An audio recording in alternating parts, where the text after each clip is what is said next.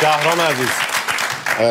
پانیتا جان، همونجور که میدونی شما، من قبلا بهتون گفته بودم که من شما کمبود احساس در صدای شما و نداشتن تکنیک خوندن خواننده پاپ ایرانی شما در صدای شما هست که من اینو نمیپسندم. من جاز دارم میخونم، پاپ نمیخونم. ما اینجا فکر می‌کنم مسابقه خواننده ایرانیه.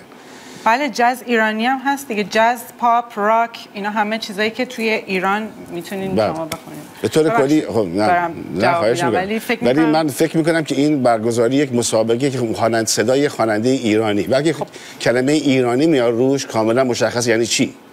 بله، ولی شما 4 تا سبک مختلف اینجا گذاشتید. اگر کسی بخواد جاز گوش کنه، خب خواننده‌های جاز اصلا خیلی قوی‌تر گوش میکنن، ولی و این نویزی که از صدای گل شما که خواننده بلوز خارج میکنه شما این استفاده میکنی، این برای شنونده ایرانی زیبا نیست عزیزم. شنونده نه چرا برای شنونده ایرانی زیبا نیست، به خاطر اینکه شنونده ایرانی جوری دوست نداره. این سال‌هاست ما داریم می‌دونیم این مال یک کشور دیگه است. حتی ممکنه آدم مورد تمسخرم قرار بگیره. من دارم به شما جدی میگم. مثلا اگر بود خواننده بزرگ ما کاری می‌کردن. می‌دونی؟ مرسی. رضا جان